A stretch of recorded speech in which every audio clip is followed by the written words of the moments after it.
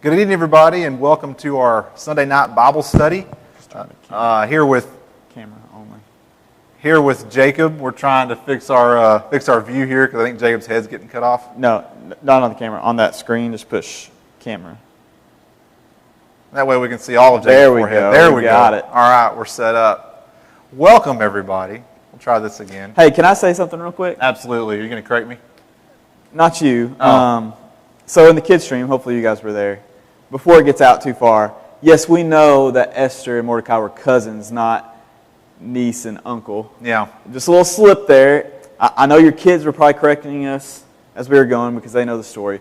But just know that we do know that they were cousins, not uncle and niece. Yeah, so when I said niece, I was mistaken. Should have said cousin. So if you missed that excellent edition of Kids Connection, you can go back and tune in after our Bible study is complete.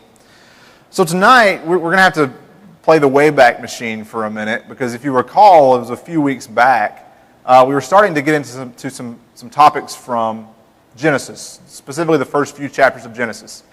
And the reason for that study is because we had just come out of 1st through 3rd John and Jude, and specifically in Jude, Jude makes many references to events in the Old Testament, and he's making these references and events to what will happen to people who are false teachers, people who try to mislead others, and he was drawing these examples. One example he drew was that of fallen angels. Right. And so we talked a few weeks back, probably 4 weeks back now, we talked about fallen angels.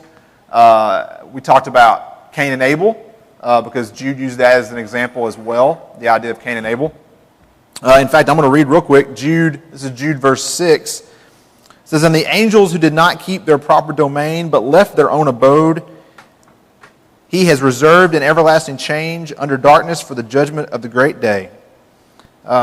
So Jude, using the example of the fallen angels as those who stood in opposition to God and were punished for it.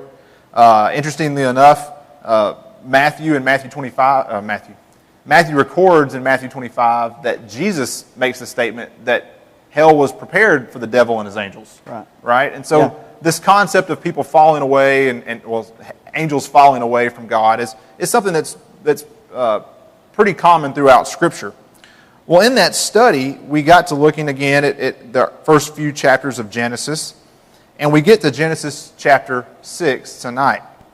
Now, Genesis chapter 4 is where we were a few weeks ago, talking about Cain and Abel. And amazingly, from Cain and Abel, and the point where God marks Cain and sends Cain out on his way and tells everyone that if they lay a finger on Cain, that the revenge is going to be sevenfold, right, on behalf of God trying to protect Cain. Yeah. From that moment until Noah, we don't know a whole lot. Right. There's not a lot recorded. If you look at Genesis chapter 5, it's a genealogy. So we know pretty much the timeline, and we know the genealogy that follows from Adam through Seth. If you recall, Seth was the baby given to Eve after Abel was killed and Cain was sent away. And so we see that genealogy, but we don't really see much else until we get to Genesis chapter 6. And I'm going to read Genesis chapter 6, the first 4 verses, which is where our study for tonight comes from. It says in verse 1, "Now it came to pass, when men began to multiply on the face of the earth, and daughters were born to them, that the sons of God saw the daughters of men, and that they were beautiful. And they took wives for themselves of all whom they chose. And the Lord said, My spirit shall not strive with man forever, for he indeed is flesh, yet his days shall be 120 years. There were giants on the earth in those days, and also afterward, when the sons of God came in to the daughters of men, and they bore children to them. Those were the mighty men who were of old, men of renown." And so we see in these 4 verses, which is basically trying to catch us up on hundreds of years of history from the time that Cain was sent away and Seth was born to now Noah, we see one main thing is that the people were they were multiplying as God had commanded them to, and we see this statement about the sons of God. Verse 2, the sons of God and the daughters of men. And that's what we're going to study tonight. And it's this word that's used in verse 4. Depending on your translation, you're going to see either giants, translated in verse 4, says there were giants. also may say there were Nephilim. And so we're going to be talking about the Nephilim tonight and what we think the Nephilim were or who they were, the references that we have to them in Scripture, and some theories around who they might have been. We also see, and Jacob's going to talk to this just briefly, God now limits the lives of men to 120 years. Yeah, one interesting thing I think we overlook so often in Genesis chapter 5, because like you said, it's a genealogy, and even Matthew 1, we know it's there, and we like to go back and look at names every once in a while. One thing that's really interesting in Genesis 5 is how long all these people are living, right? Like, all these people are living very long times, to where the only person we know during this time that has for sure died and didn't live to be hundreds and hundreds of years old is Cain, because he was murdered. That's the really only death that you see. So as the earth is being populated, these people are living for a long time, and I think that probably one of the reasons that you have people starting to rebel and everything, as you're starting to see the corruption in chapter 6, is when death is not present, it often makes people feel immortal, right, themselves. So they're starting to make decisions and do things with the realization that there is no consequence to them, because they don't really understand what death is. So as we start to get into the Nephilim, and one funny thing about the Nephilim, I think in all my years in youth ministry, the most common question for 7th graders coming in, because we usually study Genesis somewhere in there, is, what's the Nephilim, right? That's always like the question that every 7th grader will ask as they come in.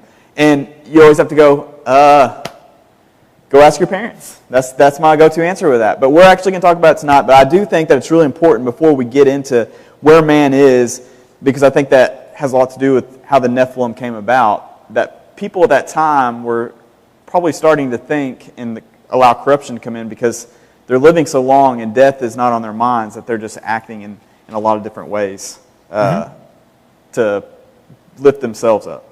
What I started to say a moment ago, and I was a verse ahead of myself, it's verse 5 of Genesis 6, where God notes the wickedness of man. And to Jacob's point, as a kid, one of the famous, VBS trivia questions was always who lived the longest, and it was Methuselah, 969 years. And I guess as a kid, I thought he was a one-off. Yeah. Which is not the case, because if you go down through the lineage, this is Genesis chapter 5, back to the genealogy. Adam lived, I just had it. Adam lived around 920 years. Jacob, find it and correct me on that. 930 years. Excuse me. That's in verse 5 of chapter 5. We see Seth lived 807 years and had sons and daughters, and Seth lived to be 912 years. But what's one crazy thing, though, Jake? They're not having kids until they're over 100. That's true. Like, that they're not really starting even, multiplying until they've already been around 100 years, which is kind of crazy in itself, too. Yeah, I'm 32, and I have 2 with 1 in the way, and I feel like I'm old for that. No doubt. But yeah, so it's time and again, these folks are living very long lives, and God recognizes that, and as Jacob said, the problems that can come from that, you start to think you're immortal or that you're almost equal with God potentially. Not to mention, you've got a lot of room for falling away when you live that long, right? Yeah, definitely. Think about the hardship in life that many of us face. Obviously, there are great times in life, but think about the trials in life and think about that for 800-900 years. Right. And so God recognized this, and He points out for us in verse 3 of chapter 6, He says, man is flesh, and as such, his years will be 120. But let's look a little bit at the Nephilim, as Jacob pointed out. It's a big question for young people, especially because it brings in this idea of giants. Yeah. Right? And anytime we get to discuss giants, I know for my kids, one of their favorite Bible stories is David and Goliath, because Goliath was a giant. We like to think about that and imagine that. And these are those who are described as being giants and being large. And we want to just explore that briefly with the remainder of our study tonight. So, just a few points to note. This word that's translated Nephilim in many translations, this specific Hebrew word only appears twice in Scripture.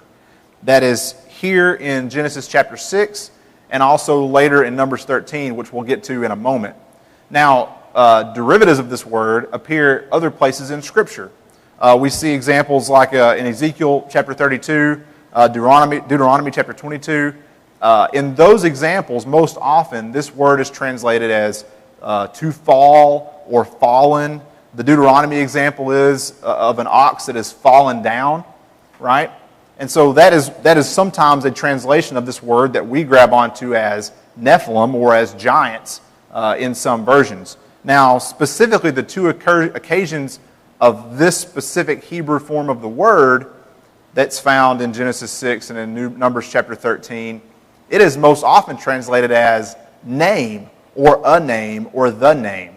And so I think about it in these terms for our world today. If you say that someone has made a name for themselves, that expression is that this person has set up their personality such that you understand who they are, right? Mm-hmm. Maybe they're famous for something they've done or some way that they behave. This instance of the Hebrew word is often used in that sense, in that context. Yeah. But twice in Scripture, it is translated as Nephilim or giants. And like I said, that's Genesis 6 and Numbers chapter 13. And we're going to look at Numbers chapter 13 right now, just to see the other true example of this reference being used. So Numbers chapter 13, and we see this at the very end of the chapter. This is the story when the children of Israel are sitting at the cusp of their new land they're ready to go in and take. And Joshua sends spies into the land to check it out. And this is part of the report that they bring back. We're going to start with verse 30 for some context. It says, "Then Caleb quieted the people before Moses and said, 'Let us go up at once and take possession, for we are well able to overcome it.' But the men who had gone up with him said, 'We are not able to go up against the people, for they are stronger than we.' And they gave the children of Israel a bad report of the land which they had spied out, saying, 'The land through which we have gone as spies is a land that devours its inhabitants, and all the people whom we saw in it are of great stature. There we saw the giants, the descendants of Anak, came from the giants, and we were like grasshoppers in our own sight, and so we were in their sight.'" And you see, this is the New King James from which I'm reading, and it translates the word giants, but many other translations use the proper term Nephilim. Right. Yeah, and it's really important to know that in this study, we're probably not going to be able to tell you exactly who the Nephilim are. But there are a couple of different theories of what people think, and I think that they're interesting enough and are important enough to the Scripture that it's at least important to look at them and have some thoughts on them. It's worth looking into, that's right. I told Jacob before this lesson that if anything, this is a good thought exercise in considering Scripture, considering word usage, and references and evidence that we have in Scripture of different things. So we're going to talk about we'll call them the two main theories behind who the Nephilim are. Now, there are other theories out there, and I would encourage you, just like with any other Bible study we do, to go and do some reading on this. Yeah. It wouldn't take you long through a Google search to come up with some results that would be somewhat what we're presenting tonight and maybe some differing views on it. But there are two main theories. The first theory that we want to discuss is the theory that the Nephilim, as it says again in Genesis verse 6 or chapter 6 in verse 4, we'll read that again real quick. "There were giants on the earth in those days and also afterward, when the sons of God came to the daughters of men, and they bore children to them. Those were the mighty men who were of old, men of renown." So one theory is that these sons of God that were coming in to the daughters of men and having children, that these sons of God were fallen angels. And that the result of these unions between these fallen angels and these daughters of men, as they're called, was these giant beings. Right? And to say that this union is responsible for these people, it's a pretty easy thing to say from the context, because it says that they bore children to them. This is verse 4 again.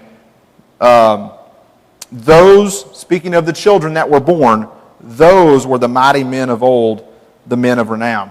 And so it would be easy to say, well, this has got to be something somewhat miraculous, and so maybe it's fallen angels. Yeah, I think that just the fact that it's pointed out, I mean, because it really bears no reason to be said unless it was something kind of out of the norm, right? Nothing in these scriptures right here, when it refers to the giants or the Nephilim in Numbers, there's a reason they're spying in the land. They're scared of the giants that are there. So it's kind of important to understand what they are. But here, for Moses, as he's telling this story, about to tell the story of Noah, I mean, he references Noah at the end of chapter 5, which we know there weren't chapters. He's just writing this. But so in this process of getting into Noah, transitioning from Adam, Seth to Noah, he makes sure that people know during this time of wickedness, and his wickedness is coming, and he's having to limit the years of people, that these beings called Nephilim that were extraordinary, right, had come in at this time.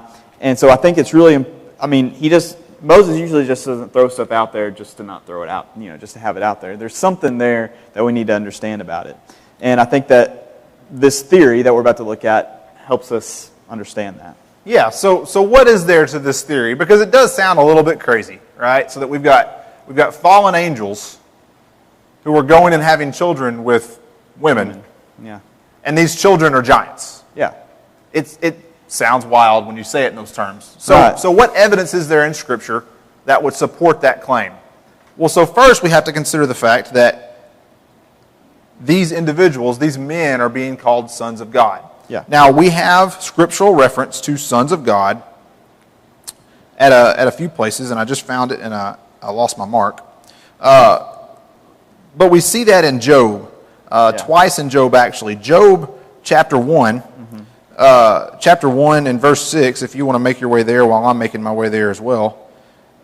Job chapter 1 and verse 6, it's the account of when Satan comes before God to eventually make his attack against Job. And Satan, and it's noted, says, "Now there was a day when the sons of God came to present themselves before the Lord, and Satan also came among them." And we understand from this text and from our previous study a few weeks back about fallen angels and about how Satan fell, and there are times when Satan can present himself before God, that there is the ability, right, for Satan to access God, but also for God's angels to be there in his presence. And we understand from this context that the sons of God is most likely speaking of angels. Right, and when you go to chapter 38, still in Job, Job has done his complaining, his friends have come and asked all of his questions. Well, now it's God's turn to speak. And when God begins to speak, starting in chapter 38, he goes on and starts to mention all these things. But in verse 7, he makes this reference, when the morning stars sang together, and all the sons of God shouted for joy, right? So that's kind of another reference here that it's easy to take that sons of God, meaning the angels that are there seeing this thing happen when the morning stars came, So in terms of evidence, right, the evidence that we're pulling from Job is simply that the term son, or the phrase sons of God, in plural, is used in Scripture to refer to angels, the same phrase that's used in Genesis chapter 6. We also understand from Genesis chapter 6 that there is something special about these people. These men, specifically the men. There's something special about them, as Jacob said, otherwise Noah would not note them. So that's a positive argument for this theory that these are angels having children with women, and these children are giants, essentially. Now, there are also some counter thoughts to that discussion, or to that consideration. Number one, it does say for us, this is in verse 4, there were giants on the earth in those days and also afterward. Now, a couple things to consider. One, this is being penned after the flood, right? Moses is writing this many years after the flood has occurred.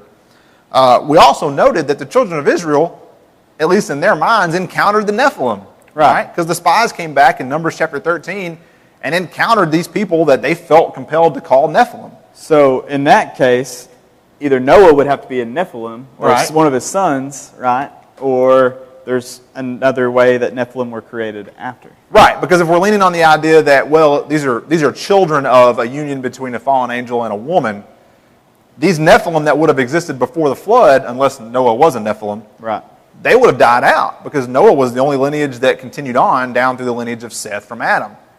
And so for the children of Israel to have encountered these people, either the term literally just means giants, right? And that's all they were doing, is they were saying, hey, we see these big people. Or these are not the direct offspring of fallen angels, right? Because that would have had to have gone through Noah to get to that point. there is another theory, another very prominent theory, and that is that the reference of sons of God in this text, now this is leaving out the Job text that we just looked at, but that the references of sons of God is specific to the lineage of Seth, arguing that the lineage of Seth, if you recall, Seth was the child given in replace of Cain and Abel, Abel who's killed and Cain who was sent away, that the lineage of Seth was a godly lineage, and as such, these were sons of God. And the argument's being made that, well, this is saying that the sons of God are going and marrying those who are not of God, daughters of men, in the sense of, just like we saw the children of Israel get intertwined and intermarry with those of the land of Canaan who had pagan worship, right, who worshiped the Baals. It'd be a similar argument that those from the line of Seth were godly for a time and then started to marry women from worldly backgrounds. Right. And, the question of that argument or that theory that obviously comes to mind because, if you just look at that at face value, yeah, that can make sense. That the Seth lineages can be called the sons of God, possibly the lineage of Cain, the women in the lineage of Cain being daughters of men, and that them mixing and having children, and that not being a good thing. But what about that would create giants? Mm-hmm. What about that would create these beings that were, these, how does he describe them as mighty men, right? So what about that would be significant enough to create these mighty men? Right, because in verse 4, there is essentially an if-then statement that exists, right? Because verse 4 says that there are giants on the earth, and they came from, it says, when the sons of God came to the daughters of men. And so it's linking this idea that these giants are a result of this union. Right. And so if this is strictly, well, these are godly men of the lineage of Seth who are now marrying women who are outside of that lineage, then where does the giant piece come in? Right? That's a bit of a counter argument because the same giant argument exists in Numbers chapter 13. Right. That was the significance of the people that they called Nephilim, is they were huge. They said, we can't take the land because we're grasshoppers in their sight. And so it's something that must be considered. Now, one other counter argument to this idea is what is said of these Nephilim, these giants, late in verse 4. He says, those were the mighty men of old, men of renown. If you look into this men of renown, and I misspoke earlier. I don't speak Hebrew, full disclosure. I was talking about Nephilim being translated as the name or a name, and I was getting mixed up. It's this word for renown that's used, this Hebrew word for renown. We use the word renown as to honor somebody who has something to be honored about them. That's the Hebrew word that's being used as someone who has a name, who has earned a name. Yeah. Now, if these are those who are falling away from God by going after women who are not of a godly lineage, going and having children and basically leading to the wickedness that we're about to see noted in Genesis chapter 6 and verse 5, would Moses be instructed or feel compelled to write that these were mighty men, men of renown, as if to put them in a place of honor, right? If these were like the Israelites in the land of Canaan, who were going after women of the country and not from their own family, those people weren't called men of renown, right? God punished them. God caused them to be carried into captivity for what they were doing. Right. And so it leads me to read this and think, well, if these folks were departing from God as being sons of God and they were chasing after things of the world, in this case the women that they were wanting to be with, well, maybe we wouldn't have called them men of renown. Right. Definitely. And I think that's a really important point whenever you're looking at what this can mean, because whenever you look at, you broke down the word renown and mighty men, there's something, it just continues to show that there's something really significant about them. And it's not that these are the only giants that we are told of, right? Mm-hmm. Goliath is not referenced as a Nephilim, right? But he's referenced as being a giant. And I don't think that we don't have any, history that tells us that Goliath was from the line of Seth and the line of Cain, and that's how you got Goliath. Like, there's got to be something to this idea that it's so significant to say mighty men, renowned, that he's making such a big deal out of these Nephilim at this point. Mm-hmm. So basically, to sum up what we've been able to present for you tonight, we've got a term that is not familiar to us today, this idea of Nephilim and these individuals that are pointed out so many times. It's possible, there's evidence that suggests that these sons of God, as mentioned, were going and having children with the daughters of men, so just women of the world. And these children, as a result, there was something special about them. Whether they were, physically giants, says they were men of renown. So there was something special about them, maybe more than just the fact that they were superhuman, I guess, say it that way. Yeah. And we see this, examples of it from Job, like we pointed out, that sons of God are mentioned as being angels. And so there is some credence to that argument. At the same time, we see some struggle with that argument. The idea that these Nephilim were still around in the days of Moses and Joshua and Aaron. Mm-hmm. So if these were the direct result of fallen angels and women, well, would that not have been done away with after the flood? Right.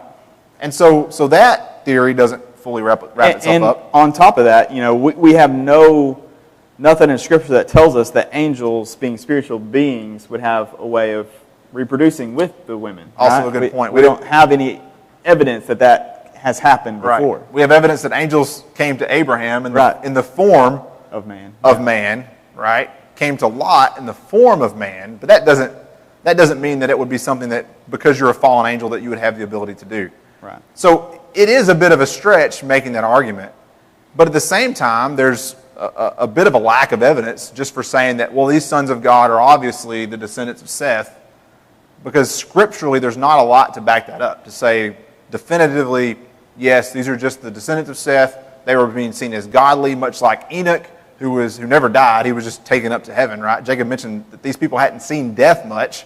Well, they had seen somebody just taken up to heaven and not die. So that argument doesn't hold as much water as we would hope it would. Right, and I think maybe the point, and I hate to speak for Moses, but because I would never do that, because obviously Moses did all right for himself, but I think that it's one significant thing to not lose in this is Moses is setting up how long these people had lived, that God was going to have to set a limit on how long they were living, because what has happened is the world's becoming overly wicked, and how that happens, they don't have laws at this point that they're following, right? Moses hasn't chiseled down laws for them. They're living on laws of love that God had put on their hearts, right? The law that was written on their hearts. So what you see in the Nephilim is this unnatural thing happening in the world that's contributing to the wickedness of the world. Mm-hmm. That whenever these things start to happen, that has contributed to what the world is today. And I think that's why Moses put that information in there. Mm-hmm. This is the very next statement we mentioned a moment ago, gets into how the world had descended into just terrible levels of depravity, and God was about to have to correct it, again, by wiping out all of humanity, save for Noah and his family. Right.